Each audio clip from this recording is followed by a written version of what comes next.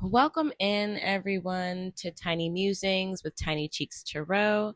I am T, formerly of Tiny Cheeks Tarot, now Tiny Divinations, coming in with a very special episode. So, this episode is the first of a series of episodes all about ancestors and ancestral work. This first episode, we discuss ancestral work, Abrahamic faith, and spirituality. I have two of my favorite practitioners who are very near and dear to me, and we get into our practice, our background with Abrahamic faith, how that plays into our practice, if it plays into our practice. We also talk a little bit of hoodoo. So it's a really, really good episode, and it is part one of this episode. And like I said, it is the first episode in a series. So please enjoy the episode. Let me know what you think.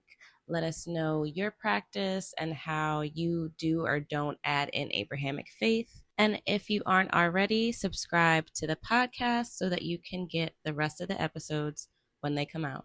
So our first guest is the business owner of Sink Into It. She's a diviner and energy healer. We have Shay. Hello, everyone.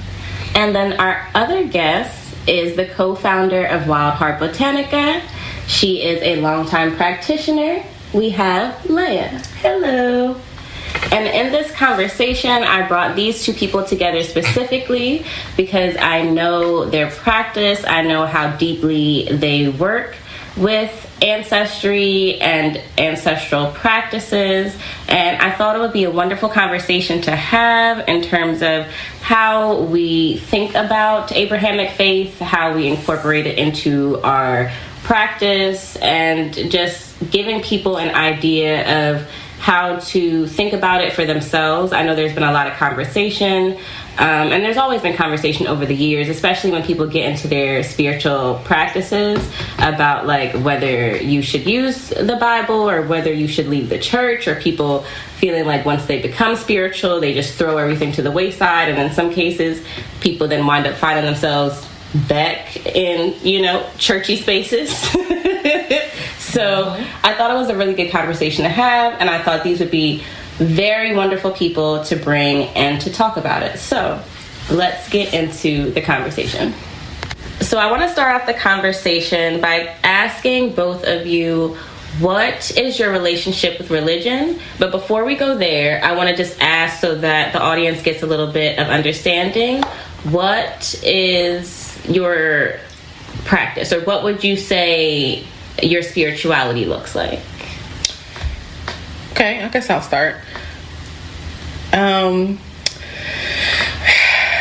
I do ancestral veneration, and my spirituality really started there. Mm-hmm. It kind of like came to me, I don't want to say like out of nowhere, but I don't want to say out of nowhere. I feel like there were like all these little factors that were happening. It's hard to explain in chronological order, but I felt in my spirit that I was supposed to be in connection or communication with my ancestors. And so I started out with an ancestral altar, and that blossomed into ancestral veneration over time. I wouldn't classify myself under any particular African spiritual system, but what I do know is that my ancestors practice a lot of earth magic, and they have led me in that direction. Okay. So. Okay, cool. I would now consider myself as a spiritual person, but I definitely have been, how would I say, very familiar with religion in its sense. I grew up traditionally in a Baptist church as a child, on the choir, all of that. Unfortunately, because of the rigidness of those institutions, it did, as getting older, I didn't feel like I quite fit in there. So there, even though that's first when I was in touch or even told that had gifts or foresight or anything, was actually in a Baptist church by a preacher and First Lady, because she also had the gift of sight.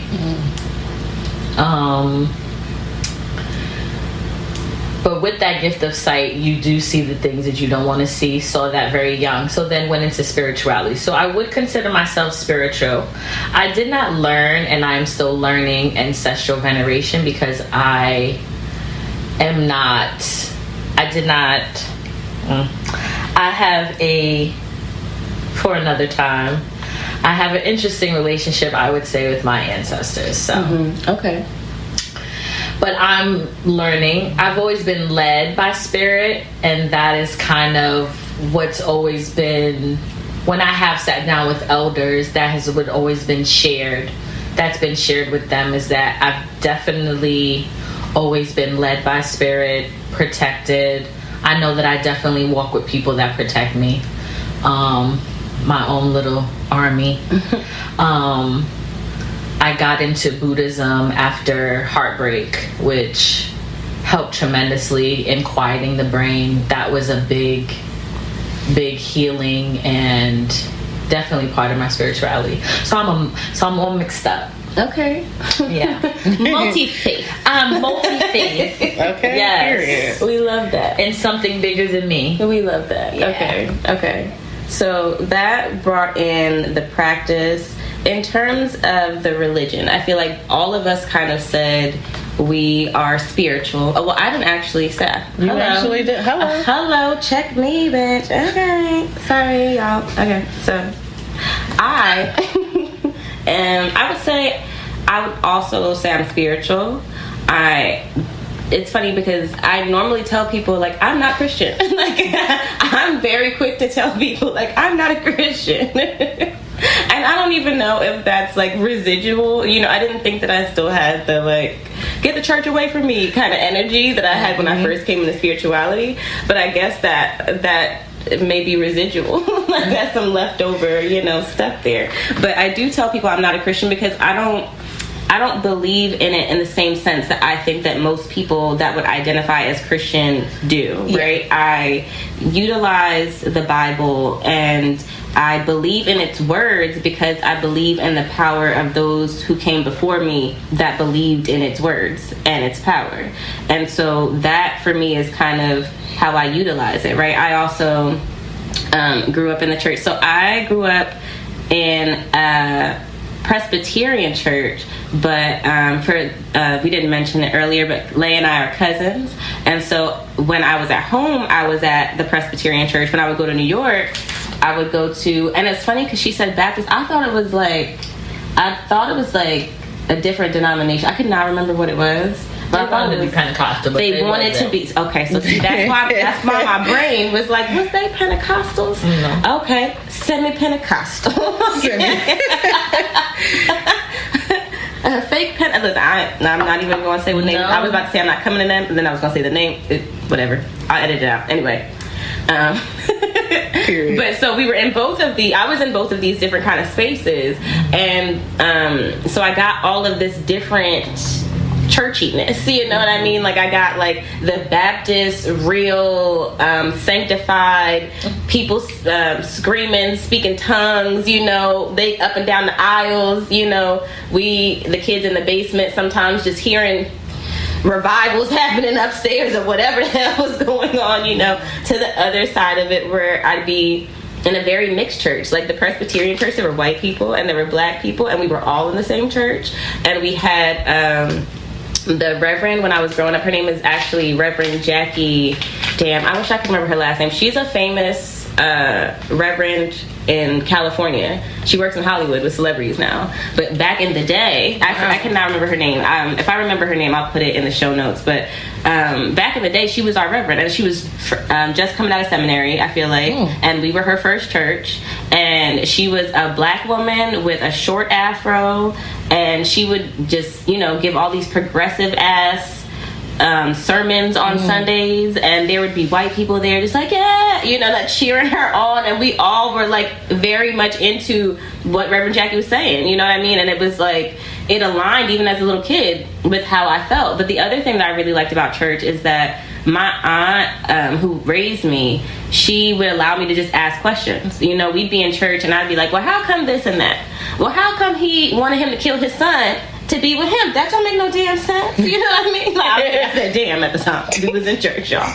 But, you know, and she'd be like, you know what, you're right. That doesn't make sense. And See? And that was in the Baptist. And yes, I was not allowed to ask those questions when I would go to New York and go to church over there, because that was not a part of what you did. Okay? That's when my older sister used to stop before we went and say, don't embarrass me when we walk. Hello? Like a drill, okay? And if you did, you would get snatched out of I remember very vividly getting snatched out of those big wooden doors onto the steps, onto the stoop, because I was doing some shit. I don't know what I was doing, okay, but I remember the snatch. I don't know what I was doing, but I remember the snatch up outside on them stoop, like, okay, wow. Keep it together, bitch. And like I said, that's why sometimes the children were in the basement, because we weren't keeping it together enough for the adults, you know what I mean? They wasn't into it. So that is basically like my upbringing in terms of church. And as I said, like, once I got into spirituality, there was a part of me that felt like, I can't be into God and Jesus, like, I'm spiritual now, you know? And so I threw all that shit to the wayside. But then there'd be times when a gospel song come on and I'm like, we have definitely got to return to that. You know? We've got to return to that notion. Yeah, but it's such a thing. All in one, though. Yeah, and I feel like that's what. Yeah, so like part of this conversation is definitely like, you know, how we utilize it, but I definitely want part of the conversation to be about the throwing off of it all, because I feel like it's almost like a rite of passage in a sense to like get here, throw that away, and then sometimes go pick back. it up. Yeah, hello, go pick it up, because you realize that like it was almost premature in the throwing away of, but it's like you had to dissociate from it. Yes, you had to dissociate from it in order to embrace. Yes. Listen. We can get into it now if y'all want to. We already there with it, baby. But wait, before we go on, yes, you haven't answered your question. What did I not answer? What is your spiritual practice? I was getting there. I'm sorry. Okay, so basically, I said all that to say, I threw that away at one point. I came back to it, and so now at this point, I utilize how I said with the Bible. I utilize the Bible how I said. My spirituality is encompassing of nature and the earth more than it's encompassing of Abrahamic faith. But I do utilize, you know, Abrahamic faith in my thinking of things, you know, because for me, I at this point feel like I've adopted more of an African thought process on spirituality in terms of like, I don't necessarily believe in hell and heaven like that anymore. I don't necessarily believe in good and bad or sins or you know, like certain aspects of Christianity, you know, or Abrahamic faith, but all in the while I still understand that like angels are a thing, you know what I mean? Which like I have that understanding, but I feel like it's in a sense a Christian understanding, but like beyond that Christian understanding, because I'm reading books that aren't in y'all book, you know what I mean? Like, I'm reading the books y'all threw away that talk about some things. Hello. So like, let's, you know, that's for me. I feel like that is, did I answer the question? I think you did. Okay. I just think it's very interesting because I thought that you would have said, I am a hoodoo. So I'm curious. But see, I don't feel like I feel like hoodoo is a practice and a spirituality. Like I don't feel like I am a hoodoo. It's not my spirituality. It's not my practice. It's part of me. I would say like like I'm black, you know what I'm saying? Like, it's like I'm a hoodoo, you know what I mean? Like, so and it's funny because I've said that to people before, and like people will look at me like, well, no, you do hoodoo, and it's like, no, I am hoodoo, you know, like that. Period. Yeah, you know, because the thing about it is also there are certain things that like I do that aren't hoodoo, and that some people will be like, tarot cards is hoodoo, and no, baby, divination is hoodoo. Right. I said to somebody the other day, she was saying, I think it was somebody on TikTok, and she was saying, you know, I started using tarot cards and oracle cards, and I know it's not really hoodoo, but it helps me. And I was like, no, what's hoodoo is using what you have to do what you need to do what you need to do. Period. And so at this point, because you have these, that's okay to use. It's not hoodoo. What you're doing is hoodoo. The ingenuity, the innovation, that's hoodoo. You know? And what you do with that is whatever that is. That's tarot. That's oracles. That's whatever. You know what I'm saying? But like, it's not necessarily inherently hoodoo. Whereas something like even somebody would say cardomancy, like reading playing cards, like that's hoodoo. But all hoodoos didn't do that. So in a sense, it's hoodoo. You know what I mean? But I feel like for me, because it's who we are, without even knowing that we're doing it half the fucking time, like I am a hoodoo, not what I do is hoodoo, you know? That's a really good explanation. Yeah, thank you. I feel like I don't know. I feel like part of that came from like learning from Mama Ru and having her like really make the distinction of like them candles you light and that shit is not hoodoo. You know what I mean? Like them niggas didn't have fucking candles. You know, like, they didn't have no money for them. It's not traditionally hoodoo. But you know what I mean? But like it is hoodoo if you go to another place, or it's hoodoo if you know you come to a certain century. Because in the early 18th, no, it wasn't. But in the late, when they had mojo, or what do you call them damn stores, curio stores, you know what I mean, and they're selling people shit, then they had access to you know what I mean. So it's like I feel like because hoodoo is so regional specific and so familial specific, which people do not like familial, you know, they don't pick up on, you know. It's like you can't categorize everything as, but you can in the sense that like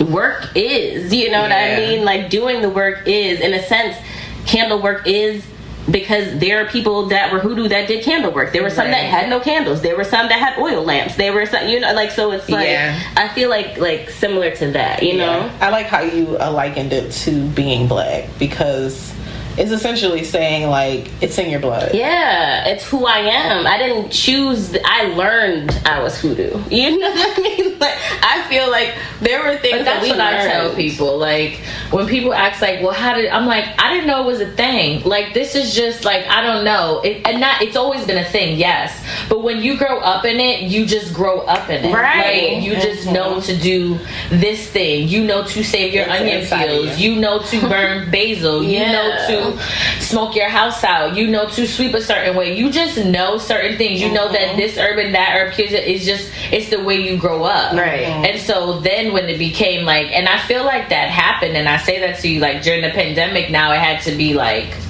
I don't know, to me, in a lot of ways, commercialized for people. Like, you know what I mean? Like commercialized, because in our reality, you know, it wasn't this thing that everybody was saying, like wearing on a t-shirt, because it wasn't cool. So you didn't wear it on a t-shirt. And people came to you. And I still believe that. Like, I don't gotta offer shit to nobody. If you know something, and I feel that you, even if you want something from me, if I don't feel like you was put there for me to give it to you, I'm not.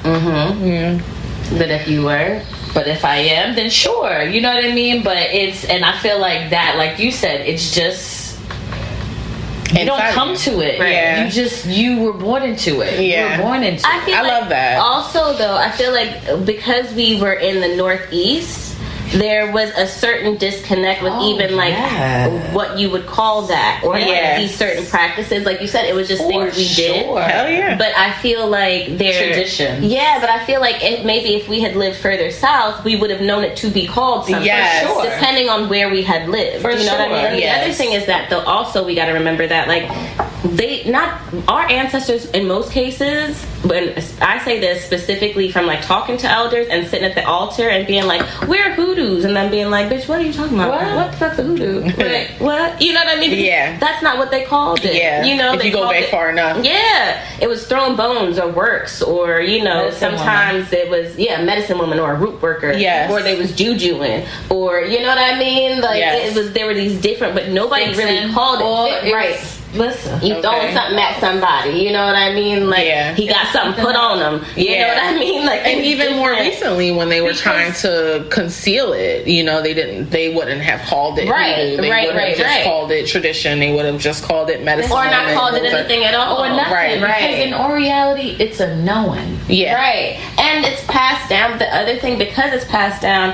and my hope is that most of the people that are listening to this would be people of color, right? But like, if it just happens to be someone else listening, hello.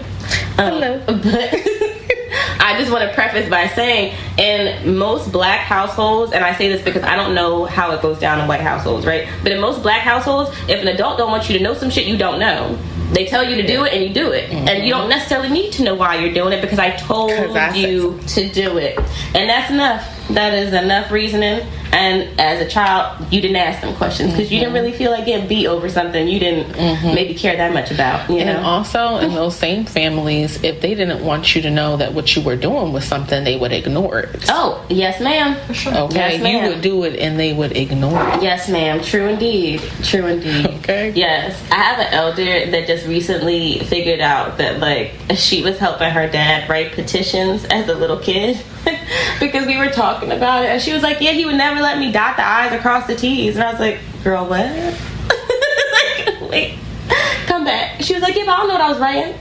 He was just wait, but are you not supposed to dot your I's and cross your T's? Ma'am, that's what I got into. I was like, well, shit, am I doing something wrong? That's what I'm asking. So when we dug into it a little bit, apparently it has something to do with like crossing whatever he was doing. He didn't want to cross himself up. We think he was doing some kind of gambling work. Period. Hello. And so he never dotted the I's, and he never let her cross the T's because he didn't want to cross his luck or something. That's what we think. And this is just between us asking her different. She would write the T and just keep going. She would never. But like, because he would tell her what to write, she knew like. So is it an L if you don't make it a T? I mean, but it is a T if it's your petition, and I guess your people know what you're not supposed to cross that. You know what I mean? You know, I'm about to. It was very fast. Like, I was very fascinated, but like, she had no idea. She was doing this as a kid, and she was like, I was the only one that did it. So she was like, wait, let me ask my brother. Mind you, she has so many brothers and sisters. Come to find out, it was like 6 of them. They all wound up doing it at one point, but nobody knows why they were doing it. Only one of them said, I think it has something to do with gambling, because he would take the paper and put it in a glass of water and put it under his bed. Girl, so he could get the numbers. Before he went to sleep. I just told somebody recently that you should pray, like, if you want to know something about anything, pray about it before you go to sleep. Ask the question before you go to sleep. Okay. Because that is a space where you will receive the answer. Word. The easiest space. I mean, people always complain about not being able to meditate or not being able to still their minds and all this stuff. No, that makes sense. Go to sleep. And I feel like part of why that makes sense too, though, is because like they used to tell you put the glass of water under the bed if you want to like clear your energy. You know what I mean? Before you go to sleep. Because that's what I did. That's what I do for the kids. Is I put water, camphor, and lavender. Right. Well, but you can do it too to have specific dreams. You know what I mean? So I think it makes sense to me too to like before you go to bed, ask for whatever the information is you want in the dream, and then maybe utilizing the water to like keep it. You know what I mean? Like put something in the water so like, okay, I'm asking, and then the water will allow me to, you know, be able to retain the information when I wake up. That's interesting. Okay, so let's go back a little bit because I feel like Leia and I answered about our church experience, but Shay didn't get a chance to let us know. So tell us a little bit about how you grew up and whether it was in the church or what your experience was like. Okay. I did grow up in church. But we grew up in a non-denominational church. Okay. We grew up in a non-denominational church. I don't ever remember us having a denomination, which I feel like has worked in my favor. Because I feel like I did not like receive the brunt of what these denominations were doing.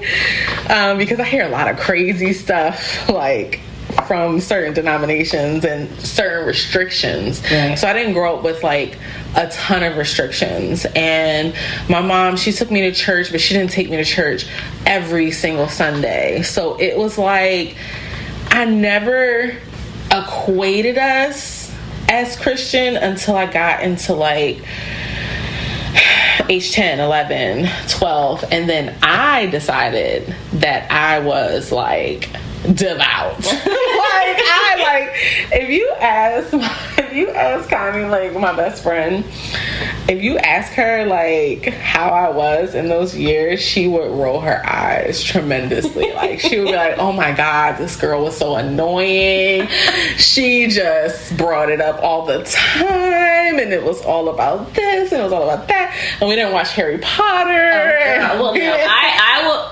Okay. I used to mute the Harry Potter where he would do the spells. Okay. Because I know what he was saying, but so I'm there with you. I'm there. So wait, 1 year I had gotten the whole series. Are you like? Were you devout in the non-denominational church or in the non-denominational church? Gotcha. We have found a really good church that I really like. The pastors I felt were really good. The youth pastor, I loved him. Like I was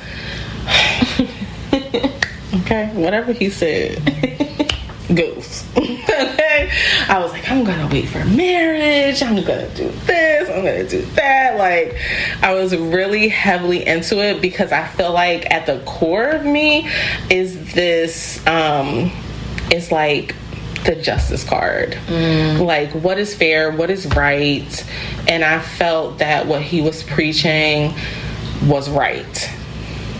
It was fair, it was just. So I felt like I really wanted to devote myself to it and listen to it and follow it in practice. So I did that for a little bit, and I think maybe I want to say probably around like 14 or 15 I kind of like backed up, and I couldn't tell you like what was the cause. I just didn't go as much. My focus wasn't there. Right. My focus shifted. And after that, it just all of a sudden again became some like thing on the periphery of my life.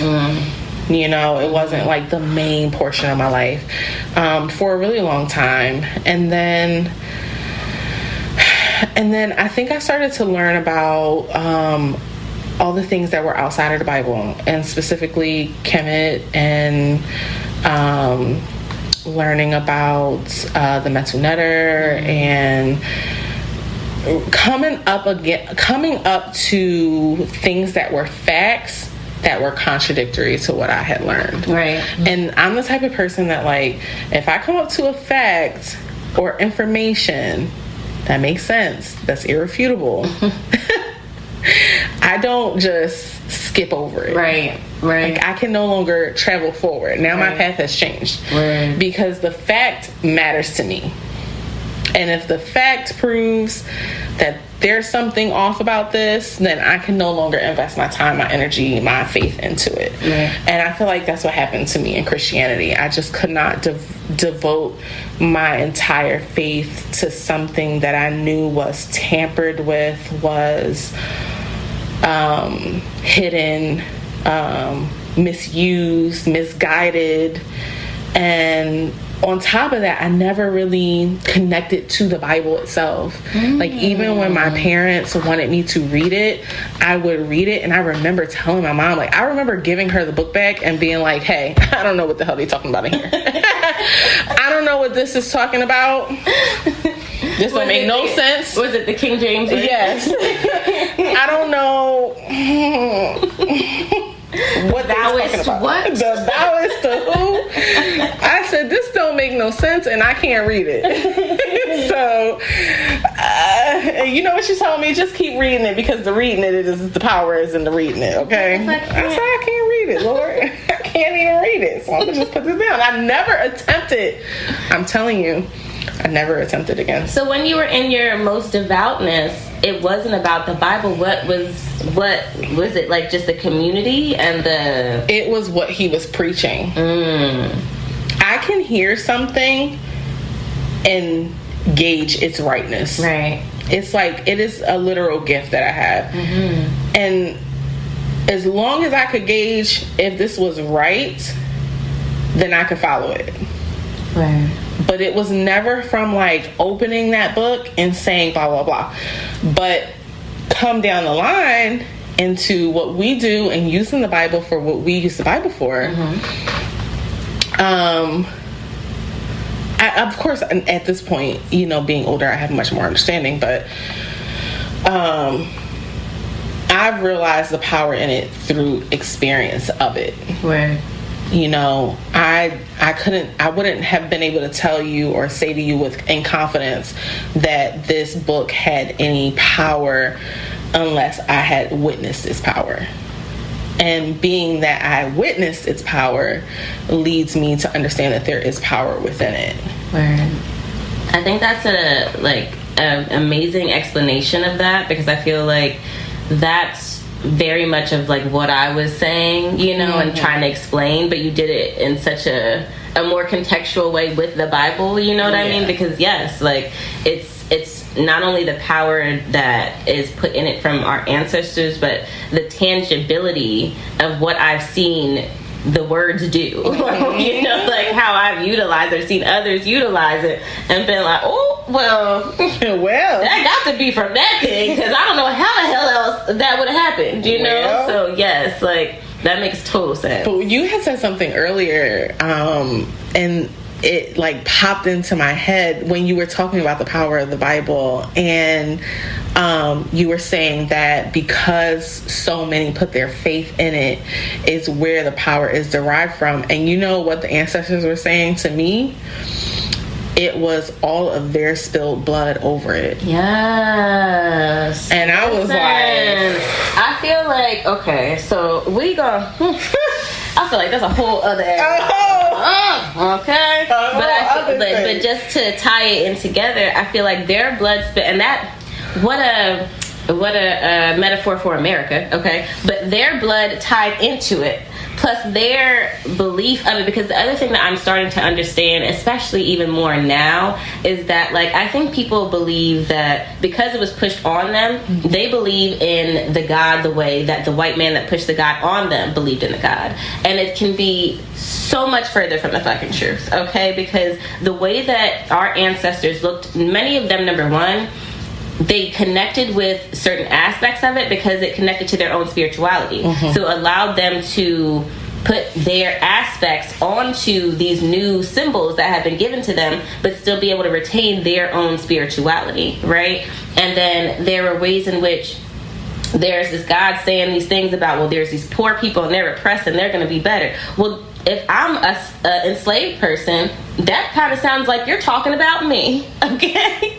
And so I may be using and utilizing these words to build myself up, to build my strength and my belief, and also utilize that within the power of what I'm trying to do, get out of bondage, get myself better, bring money in, blah, blah, blah, you know what I mean? And so I think it's the spilled blood plus the like idolatry or the belief that we put into it from our own spirituality, you know, that amalgamates to the way that we use it now, which is like I said, a metaphor for America and black people as a thing. You know, you have these Africans from over here mixed with these black Indians that was already here, mixed with like the new culture they have because they're cut off from all their other cultures, because you no longer have the African culture and you no longer have just an indigenous culture because you're now mixed with, you know what I mean? And then that makes us who has a culture that y'all like to steal. But anyway, we digress. We digress. Okay. We're gonna switch over into talking a little bit about our relationship and our belief with God specifically, but we're gonna take a little break. Okay, y'all, so getting back into conversation, we're gonna get into what our relationship is with God specifically. So I want to start with Leia and talk about what your relationship is with God. What my relationship is with God. Strong. My relationship with God is strong. I learned very young that my relationship with God wasn't dependent on anyone or anything outside of myself. Right. And I feel like that happens when you actually do feel the presence of God, because that is undeniable. It fills a room, and unless you've just sat there and actually felt that, like, it's just you can literally feel his presence around you, and that you cannot deny. So with God, yes, I believe Lord God is the creator, powers it all down.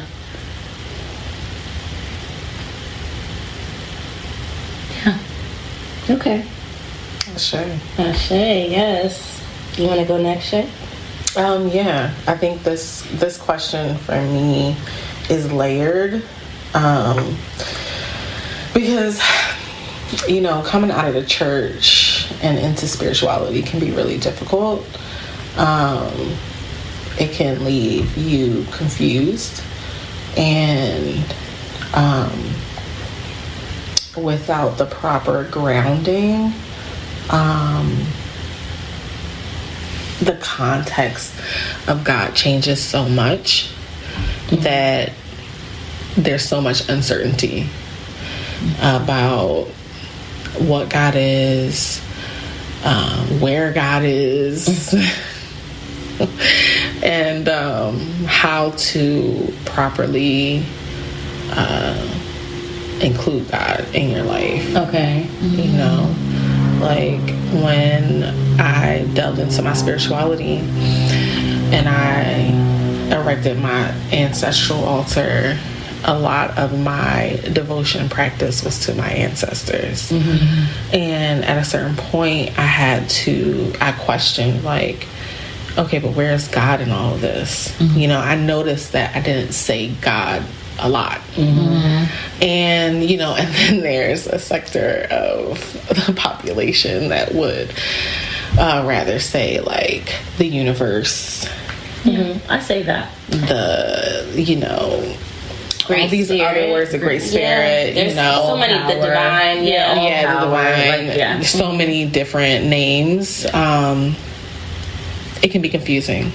It can be confusing, and I think it took me a really long time to realize that I didn't ever really relate to those other names for God. And then it took me a while to figure out what that meant for me, or if it was just my Christian brain being a deterrent. But over time, I've just grown to understand that God is particular to my heritage and where I come from, and that word and that name should not be extracted from my vocabulary because I'm no longer in the church. Right. That God was still God. Period. God was still God outside of the constraints of religion. Right. So, it took me a really long time. Yeah.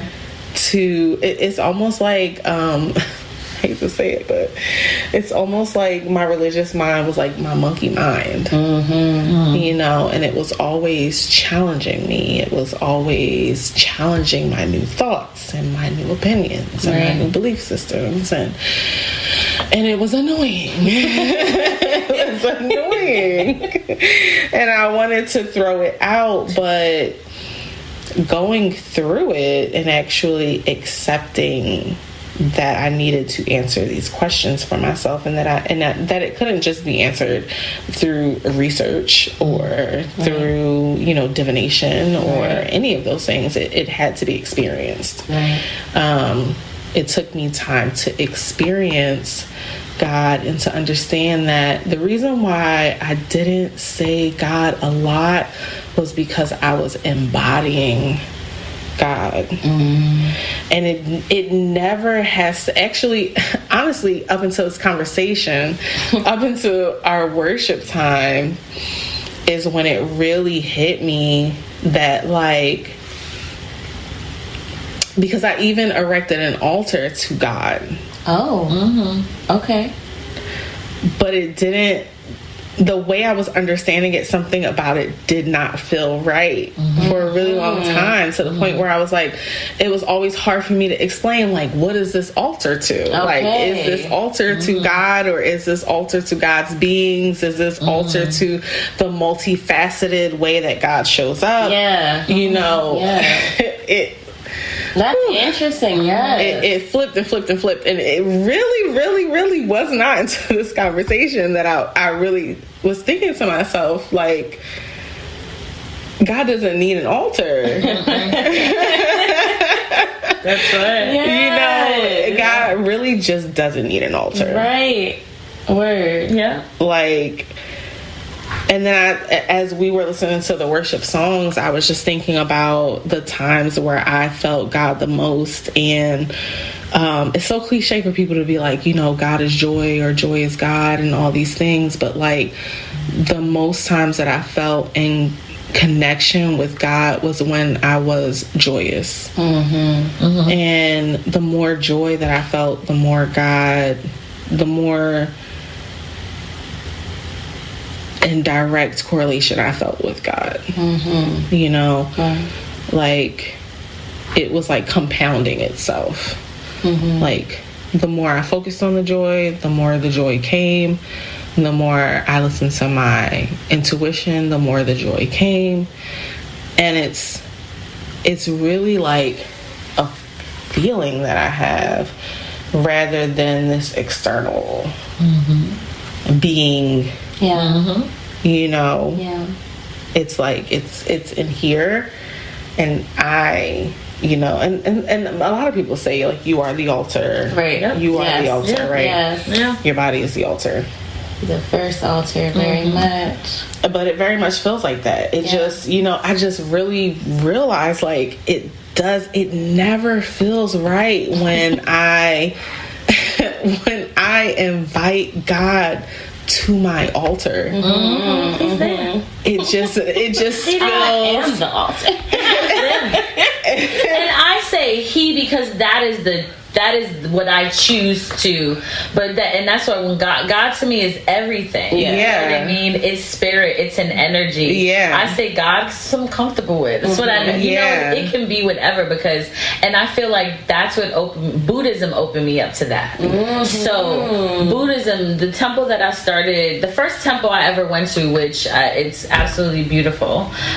They had the pillars of all the religions, ancient religions, all the religions, but even religions I wasn't familiar with. You know what I mean?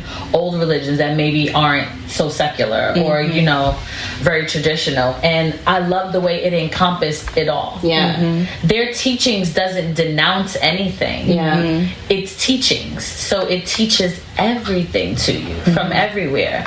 And it's about self-awareness, and it's about what we project out to others. You know what I mean? What we find what we focus on importance. You know what I'm saying? What do we make priority in our lives? You know, how we learn not to attach ourselves to things, the physical things that can fall away at any time, you know, and what you should center yourself in and attach yourself with. And I love that it brought in all the teachings, because that's what goes to show you that God is everywhere. That's why it's like, I controversially, Jesus, yes. Oh, girl. Yes. We're gonna get to the Jesus. Yes. Yes, because I feel like when you say you believe in God, and I say I have a very strong relationship with God, and I've had intimate conversations with God, and you can't tell me that he hasn't talked to me, and we have filled the room, and I can promise you couldn't even get it in the room. Okay, because it's like you go to another dimension. It's literally like you go to another dimension. You're not here. You know what I'm saying? You are in another space, you know? And damn, where was I going with that? Jesus. But yeah, yeah. So I feel like people think when you say God that you immediately have that same feeling of Jesus. Okay. I feel like they assume that. Yes. That you have that same thought. That is not my thought. So I feel like there were many sacrifices and saviors in different history books in different times. So that what would be a good word, guys? That the idea of the ideation of thank you. The ideation of has been repeated over and over and over and over in different stories. Okay. So it's true in everyone's story. No one's story is wrong because we're a weave. And I wish people would more sit into that. It's just your depiction of, because that's yours. That's where you were. But if you really get down to the core of all the lessons, they're all the same. Yeah. They're all the same. Word. And everyone in that ideation or that story that had that space, that held that space, had those same trials, tribulations, all of it had the same thing. Right. We can go into all the you know what I mean, like no. And I think that's an interesting space to even go into, because we're talking about God, and like you said, sometimes God is synonymous with Jesus, and like, what is your idea of Jesus? And I feel like after, leaving the church, because I was like, I'm super spiritual and I'm learning these things, and then coming back, and it also kind of changed my mindset of Jesus in that sense that, like, number one, getting into Kemetic ideology and learning about, like, Sumerian and Babylonian, where, these Christian stories actually come from, right? For me, there's the idea that, like, once I started learning about all those things, I started to understand Jesus as the symbolic nature, more so like, he is the sun as in the literal sun, and that, part of it being a metaphor in a sense. Not to say that I don't think Jesus was a real person, but even in the idea that Jesus was a real person, like, Jesus being a real person came to teach us the understandings of the sun, you know what I mean, of life. And it's funny because me and my aunt were literally talking about this the other day. We were talking about Bible scriptures, and I was giving her one of my favorite scriptures, and I was telling her how I really went, and I don't remember what book is it, and y'all, I know it sounds terrible, what book is it when Jesus and his disciples, before he dies, so what is the book where you talk about him and the disciple? Nobody knows. Okay, that's fine. Either way, definitely don't. When we get to the part of the Bible when Jesus is with the disciples, right? Y'all really have to, like, read it, okay? Because in the second part of this episode, we get deeper into how we use the Bible and things like that, and maybe we'll get into our favorite scriptures. But, like, if you really listen to how he talks to the disciples, he's really trying to teach them about love, how to utilize their own power, the, like, mechanisms that are available to them that they cannot see or understand that he's trying to input in them, right? And they do not understand. Okay? They don't get it, and they're trying to use it for other things. And as you go through the book, you can progressively, is it Luke? I don't know. Y'all, somebody tell me. You can progressively see Jesus getting more and more agitated, okay? And like, I read my aunt the scripture the other day where at this point Jesus literally says, like, Lord, how much longer do I need to be down here with these niggas, okay? Because they're not listening to me, and I'm so tired of this. And then he turns back to the disciples and he's like, I've told you this so many times before. How come y'all don't understand what I'm saying, okay? And so to me, it's like the idea of Jesus that most Christians have is so counter to the person that I know him to be, you know? And even I saw this TikTok this morning where this girl who said, she's not a Christian, she did ayahuasca, and she saw Jesus. And she said in the apparition that she did when she saw Jesus, he was teaching her all about love and how the universe and is all love, and that's what he wants people to embody. And even at the end, and I knew that she was talking to Jesus because she says, like, so what am I supposed to do? And he literally says to her, have you not been listening to what I've been saying this whole time? Which is exactly like the Jesus in the Bible. And that is so fed up with people not listening to him. You know what I mean? So like all of that to say, my idea of Jesus, I feel like, again, is so far removed from the Abrahamic or the Christian idea of what is put out there that it's like I just see things differently, and that's part of why I do draw a little bit of